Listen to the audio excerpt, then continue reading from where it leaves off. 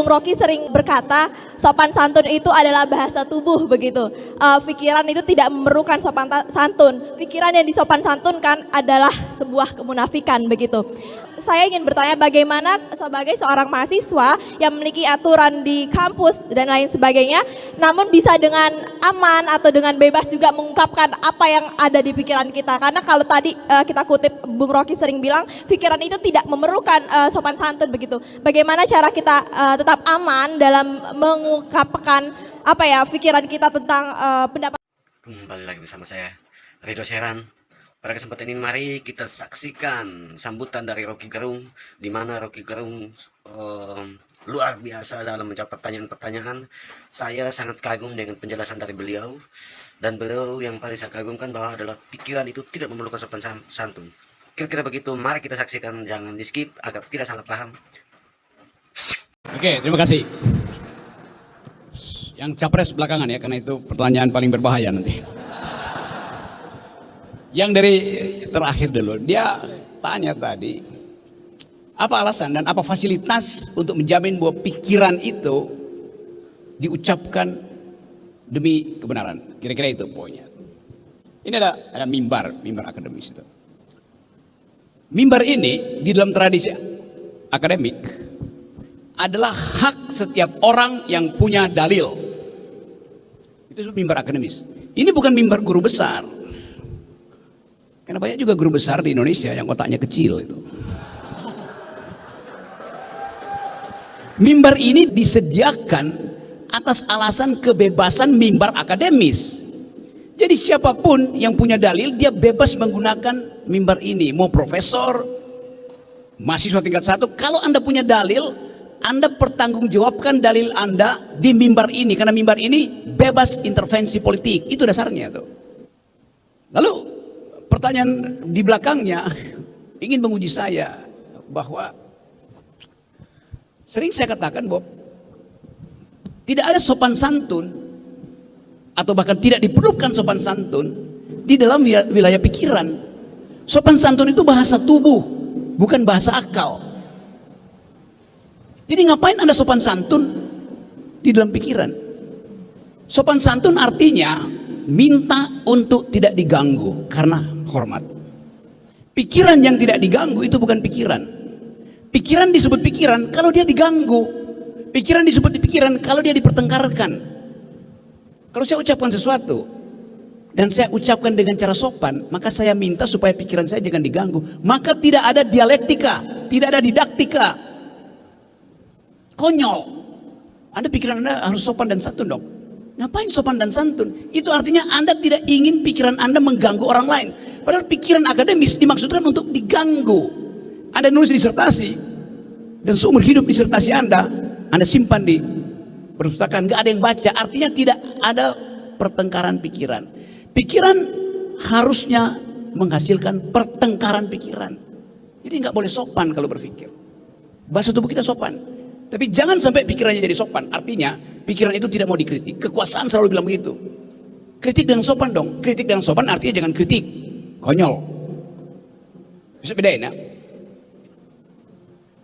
Jadi jangan pakai kesopanan di dalam berpikir. Di dalam komunikasi kita sopan. Tadi saya sengaja ucapin hal-hal yang tadi orang bilang, oh itu nggak sopan itu. Oh silahkan. Supaya menimbulkan kerusuhan. Pikiran dimaksudkan untuk menimbulkan kerusuhan. Anda jangan hormati pikiran, Anda tentang pikiran itu. Baru timbul didaktika.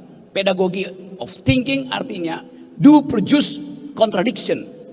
Itu dasarnya. Nah, apa beda berpikir dan berdoa? Kalau Anda sedang berpikir, Anda harus diganggu. Kalau Anda sedang berdoa, Anda jangan diganggu. Jadi kalau Anda nggak mau diganggu pikiran Anda, itu artinya Anda sedang berdoa. Kan itu dasarnya kan. Sekarang kita takut berpikir. Akibat takut berpikir, maka kita menulis dengan cara yang buruk karena mau menyembunyikan kritik gitu. Anda takut untuk dosen Anda ada di depan kelas, Anda takut untuk kasih dia kritik. Artinya Anda menambahkan kedunguan. Dosen mesti kita kritik. Rektor mesti kita kritik kalau kebijakannya menyimpang dari prinsip-prinsip kebebasan akademik. Karena itu kemarin saya usulkan supaya ada hari anti rektor. Bisa aja. Karena itu pentingnya duel argumen. supaya kita tidak menyembunyikan sentimen, sebaiknya argumen itu diekspos habis itu. Kan jujur. Ini argumen saya, silakan kritik. Menimbulkan kerusuhan tidak, argumen pasti menimbulkan percakapan. Yang menimbulkan kerusuhan itu sentimen. Oke, itu soalnya lu tadi nanya soal capres cawapres itu, saya nggak tahu siapa. Saya hanya bisa duga-duga. Tetapi saya kasih parameter. Calon presiden atau calon pemimpin berikut, dia bukan sekedar lolos elektabilitas. Yang nentuin elektabilitas siapa? Anda bukan kan? Lembaga survei kan? Dan semua lembaga survei itu pembohong, penipu. Yes, dia nggak pernah mempertanggungjawabkan dananya dari mana. Metodologinya bisa dibalik apa enggak? Kan survei yang jujur dia beritahu kami dibiayai oleh partai A. Oke. Dengan cara itu partai yang lain bisa menguji metodologinya, reverse logicsnya bisa diperlihatkan. Sekarang nggak bisa, bahkan nggak bisa diaudit dana-dana itu. Dana publik harus diaudit oleh publik. Pemilu ada peristiwa publik, maka berhak kita universitas untuk tahu, Anda lembaga survei yang bayar Anda siapa itu. Prinsipnya itu tuh. Jadi saya ingin supaya calon pemimpin berikut dia tidak dihasilkan oleh lembaga survei, tetapi dia harus diuji pertama-tama bukan oleh lembaga survei, tetapi oleh institusi yang memungkinkan dia lolos di bidang etikabilitas. Tadi Pak Abraham Samad mengatakan dia harus lolos integritas. Jadi etikabilitas mendahului elektabilitas. Pernah berbohong nggak dia? Pernah nipu mama nggak? Pernah merusak lingkungan nggak? Record dia itu menunjukkan etikabilitas dia. Dia paham nggak apa itu publik? Jangan-jangan ini republik tanpa urusan publik akhirnya, karena ini urusan elit doang. Jadi etikabilitas itu, statementship-nya tuh, watak kewarganegaraannya, watak kenegarawanannya itu diperlukan di awal. Apa itu bisa disurvei? Nggak bisa. Itu kita lihat di dalam cara dia mengucapkan pikiran bahwa dia negarawan, bukan sekedar politikus itu. Yang kedua, kalau dia lolos etikabilitas, saya pasang filter kedua, namanya intelektualitas. Karena pemimpin 2024, dia mesti bergaul dengan milenial dunia, dia mesti bergaul dengan grammar baru dunia. Tanya sama dia, do you speak environmental ethics, Mr. President? Do you speak global new green global economy? Jangan presiden yang akan datang untuk berdebat di forum internasional mesti disiapkan 3-4 kertas untuk dicontek-contek, malu. Apa yang selesai di kepala pasti sempurna diucapkan. Jadi kalau dia gagap dan gugup mengucapkan sesuatu, artinya kepalanya tidak berisi. Dalilnya begitu. Jadi teman-teman mahasiswa, ujilah calon-calon presiden berikut. Pertama di dalam prinsip etikabilitas, kedua intelektualitas, baru elektabilitas. Gimana dia diuji? Pasti bukan di panggung dangdut. Anda nggak bisa menguji intelektual seseorang di panggung dangdut. Di TikTok nggak mungkin. Hobi dia bisa macam-macam. Termasuk main Tetris. Itu Tetris ya panggung. Tapi sekali lagi saya tahu Anda gelisah memahami tren masa depan. Tetapi kita bisa batalkan kegelisahan itu kalau kita bilang bahwa kalian semua calon pemimpin datang ke UNES, karena UNES adalah universitas yang nekat sekali untuk menguji pikiran Anda. Coba, siapa yang berani datang di sini? Dan jangan bawa buzzer, jangan bawa tim sukses. Datang dengan pikiranmu yang otentik. Apa pendapatmu tentang gerak bangsa yang menghadapi situasi global? Apa pendapatmu tentang kerusakan lingkungan yang kau bikin sendiri? Itu kejujurannya di situ. Supaya kita tidak beli pemimpin kucing di dalam karung. Boleh aja kucing dalam karung, tapi karungnya kita bolongin supaya kita langsung lihat kucingnya warna apa. Jadi sekali teman-teman, saya senang dan saya kira ini gerakan yang bagus. Kita pamerkan pada publik Indonesia bahwa dari forum-forum akademis semacam ini kita hasilkan pemimpin. Udah betul inisiatif di awal di sini supaya rektor-rektor yang lain juga jangan baper kalau undang saya, undang Pak Samad itu nggak usah baper, biasa aja. Nanti timbul kerusuhan. Memang saya ingin rusuh. Membuat bangsa ini rusuh karena berpikir. Bukan rusuh karena korupsi. Anda bayangkan Pak Samad itu betul. Koruptor habis keluar dari penjara 20 tahun, 15 tahun. Tiba-tiba balihonya ada di mana-mana. Lalu bagaimana mungkin? Mau disulap seseorang yang punya moral buruk. tapi mau di-upload lagi jadi pemimpin. Kan gila. Nah, kita belajar dari situ bahwa kampus mendidik dua hal, intelektualitas dan integritas. Jadi kita pastikan bahwa kita terbitkan matahari pikiran dari UNES dan jangan matahari itu tenggelam sebelum 2024. Makasih. Mau buka sesi tanya jawab karena ini banyak, jadi kita buka. Oh udah ya, oke, kita buka mungkin untuk sesi kloter kedua ini 5 orang. Selamat sore, perkenalkan nama saya Asrofa Wahyu Aiman. Saya mahasiswa bimbingan dan konseling. Pertanyaan saya, apa sih yang membuat negara ini masih bersatu? Itu pertanyaan dasar saya, mengapa negara ini masih bisa bersatu? Apakah karena Pancasila atau apakah karena hal apa? Mengingat ketika kita melihat akhir-akhir ini berbagai hal-hal yang tidak masuk akal itu terjadi di mana-mana. Pemimpin-pemimpin yang korupsi di berbagai daerah, atau mungkin kepala-kepala daerah yang baperan itu dilindungi sama undang-undang. Nah, kira-kira apa sih yang kemudian negara ini kok masih bisa bersatu dengan keberaneka-ragaman yang sangat amat banyak ini, kemudian tetap menjadi negara Indonesia, atau mungkin seperti Pak Rocky Gerung bilang, apakah ada solusi lain, mungkin jadi negara yang serikat gitu ya, pemerintahnya sendiri-sendiri, yang punya otoritas sendiri-sendiri. Mungkin seperti itu singkatnya. Terima kasih. Perkenalkan, saya Muhammad Wahyu Al-Fakar dari jurusan Magister Ilmu Hukum UNES. Jadi saya akan bertanya kepada Prof. Rocky dan Dr. Abraham Samad, bagaimana cara kami sebagai anak muda Indonesia yang teridentifikasi memiliki IQ pas-pasan ini dapat mengejar ketertinggalan untuk menyelesaikan masalah-masalah yang selalu diwarisi oleh rezim-rezim sebelum kami, karena mau tidak mau kami yang akan melanjutkan estafet dari rezim-rezim sebelumnya. Baik, terima kasih. Wassalamualaikum warahmatullahi wabarakatuh. Perkenalkan, saya Bayang Abdul, saya mahasiswa biasa aja. Ketika hari pertama ospek, kita disuguhkan bagaimana kita harus peduli akan sosial, peduli akan masyarakat dan sebagainya. Itu juga didorong bagaimana kita mahasiswa memiliki posisi untuk melakukan perubahan dan melakukan sebuah pembaharuan. Tetapi, apakah masih relevan ketika kita memandang mahasiswa sebagai sebuah agent of change, social control maupun iron stock, di mana saat ini ada fenomena, yakni fenomena FOMO, kemudian impostor syndrome, open recruitment syndrome, bagi-bagi jabatan syndrome, etc.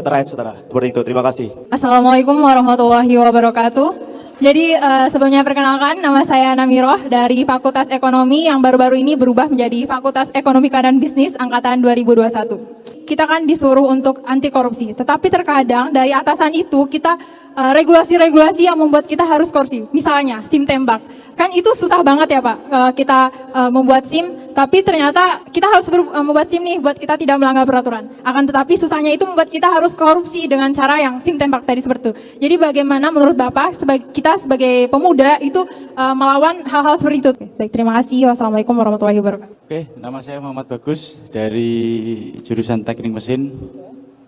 Tema hari ini adalah menggugah keindonesiaan kita. Jadi seolah Indonesia kita itu tertidur. Dan harus digugah. Kalau digugah bahasa Indonesia itu dibangunkan. Dan kami, mungkin beberapa teman kami dan khalayak ramai juga mungkin pesimis bahwa Indonesia ini akan terbangun. Jadi bagaimana menurut Bang Rocky agar bisa memotivasi kami agar pesimisme kami menjadi optimisme. Terima kasih. Wah, kalau tanyanya ke filsuf, jawabnya bisa ini ya, kompleks. Itu pertanyaan terakhir apa? Bahagia itu apa? Kalau yang bertanya mahasiswi saya jawab. Saya bikin semacam sinopsis ya dari problem tadi. Kan kita cemas melihat arah dari bangsa ini, arah bangsa ini kemana ujungnya?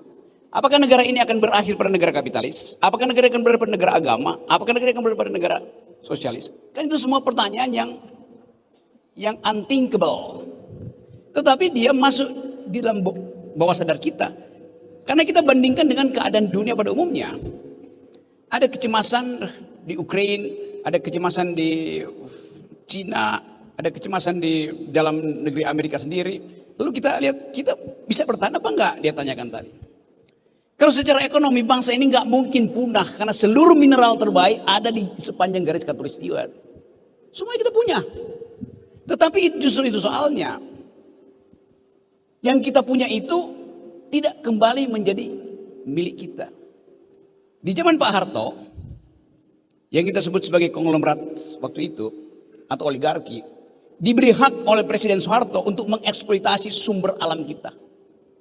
Tetapi yang balik ke negara masih 33-35%. Zaman Harto tuh. Menghasilkan apa itu? Menghasilkan SD Impres, menghasilkan puskesmas, menghasilkan stabilitas politik. Tetapi ongkosnya adalah otoritarianism.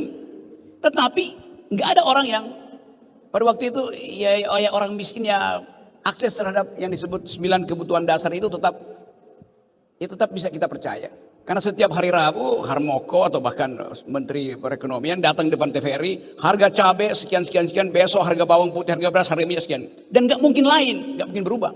Sekarang Anda percaya menteri mana yang bilang bahwa harga beras hari ini, besok 20 menit berubah, harga minyak berubah, nggak ada kepastian. Satu waktu saya tiba di Bandara Banyuwangi, seorang petani dari Sumatera. Seseorang pada waktu itu saya nggak tahu dia siapa, dia tahan saya di Bandara Banyuwangi. Pak Rocky, saya mau bicara. Saya pikir dia intel. Ada apa? Dengan wajah cemas, kita bergeser sedikit ke arah toilet. Begini Pak Rocky, saya datang dari Sumatera, mau ke Jember, mau bawa pulang 2 anak saya. Tapi nggak mungkin, saya hanya boleh bawa pulang 1. Ada problem apa Pak?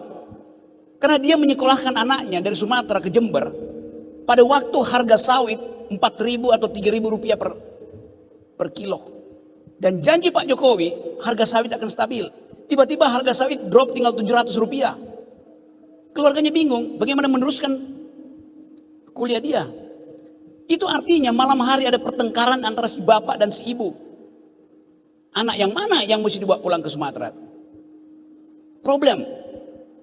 Begitu nyampe di Jember, bapaknya juga pusing. Apa alasannya untuk mengatakan, nak kamu harus pulang, saudaramu yang 1 tinggal. Dia mesti pilih 1 yang mesti dia korbankan. Karena dia nggak mampu lagi bayar uang kos, karena harga sawitnya jatuh.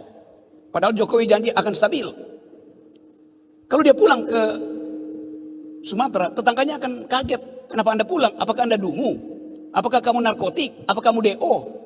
Jadi kebijakan negara membuat keluarga itu berantakan psikologinya tuh. Itu intinya kan. Anda bayangkan di Eropa, harga tomat naik 1 euro, Perdana Menterinya jatuh. Itu namanya pertanggungjawaban moral. Kalau Anda janji, Anda mesti jaga. Sekarang Pak Jokowi janji semua hal, nggak ada satupun yang dipenuhi. IKN itu tidak masuk dalam perjanjian dengan Anda tuh. Tiba-tiba ada IKN. Kereta cepat sampai sekarang mangkrak. Tagihan Cina supaya Indonesia lakukan sendiri kenaikan ongkosnya, dan bebannya itu ada pada suku bunga Cina yang tinggi, nggak bisa dinegokan tuh. Jadi kita mau jujur bahwa kalau Anda berjanji sebagai pemimpin, ya pastikan itu. Ya kalau nggak bisa, ya Anda mundur. Itu yang saya sebut tadi, bahwa saya kasih kritik. Lalu Presiden aparat bilang, Anda cuma kasih kritik Pak Rocky, solusinya apa? Anda kita gaji untuk cari solusi, dungu. Kan dia kita gaji. Masa nanya ke kita solusinya? Seluruh peralatan teknokratik ada di sana. Kita hanya beritahu bahwa Anda tidak memenuhi janji Anda. Solusinya apa? Ya turun. Ganti, gampang kan? Tapi itu yang kita sebut mental kita itu rusak karena obsesi pada kekuasaan. Sehingga dalam soal korupsi pun, Anda bayangin korupsi sekarang. Tagline-nya, berani jujur itu hebat. Kurang ajar betul. Saya dosen dari hari ke hari jujur, nggak perlu dibilang hebat. Jadi seolah kejujuran itu harus diberi insentif, harus diberi honor. Nah, semua kita jujur. Apa Ustadz nggak tersinggung dibilang berani jujur itu hebat? Dokter mesti tersinggung. Dia nggak, dokter disumpah untuk tidak bohong pada pasien. Ustadz disumpah untuk memberi pengetahuan. Dosen jujur. Kenapa mesti taruh tagline berani jujur itu hebat? Karena kita miskin tentang kejujuran pada akhirnya kan. Sehingga hal yang normal mesti diberi hadiah. Ngapain mau jujur dikasih hadiah? Itu dasarnya kan. Jadi sekali lagi teman-teman, saya mengucapkan itu sebagai upaya untuk memperlihatkan bahwa nasib kita ditentukan oleh prinsip kejujuran kita. Tadi saya teruskan tadi, selama Presiden Presiden Soeharto, yang balik ke kita karena dieksploitasi masih 35%. Zaman SBY turun 27%. Zaman Pak Jokowi tinggal 7%. Kemana itu? Diparkir di Singapura. Ditaruh pakai main judi, main saham segala macam, dirampok petugas pajak. Sementara kita, kalangan akademisi, diminta untuk jangan memberi kritik. Apa nggak kurang ajar? Jadi sekali lagi, kalau ada oposisi, oke. Ini nggak ada partai oposisi, sehingga saya mengambil alih fungsi itu. Pak Abraham Samad mengambil alih fungsi itu. Universitas Negeri Semarang mengambil alih fungsi itu. Kita kan lagi beroposisi di sini sebetulnya. Buat mengucapkan alternatif pikiran. Jadi sekali lagi, ada prinsip yang mengatakan bahwa politics is the art of the possible. Mereka belajar buku politik. Politics artinya who gets what, when and how. Tetapi dalam keadaan tidak normal, politik bukan begitu. Kita ingin ada perubahan dan seringkali orang bilang, nggak mungkin mahasiswa lakukan perubahan, nggak mungkin universitas lakukan perubahan. Enggak. Politics is the art of attacking the impossible. Justru yang impossible itu yang menantang kita untuk kita buktikan. Jadi teman-teman sekali lagi, sering mungkin kadangkala saya harus sedikit memprovokasi supaya kita terbangun dari kelelahan berpikir. Jadi kebangsaan kita hari ini adalah kritik. Dan apa yang saya ucapkan tadi saya pertanggungjawabkan secara metodologis tuh. Seringkali saya ucapkan itu dengan fasilitas yang disebut tadi falsifikasi, membatalkan sesuatu agar supaya kejujuran itu tumbuh kembali. Jadi kita batalkan dulu prinsip-prinsip bodoh hari ini di dalam rejim, lalu kita percaya bahwa akan ada tunas baru yang tumbuh. Saya terangkan itu dengan cara yang agak filosofis, dan orang selalu menganggap bahwa filsafat itu membawa kalian ke jalan yang sesat. Tapi saya pastikan saudara akan tersesat di jalan yang benar.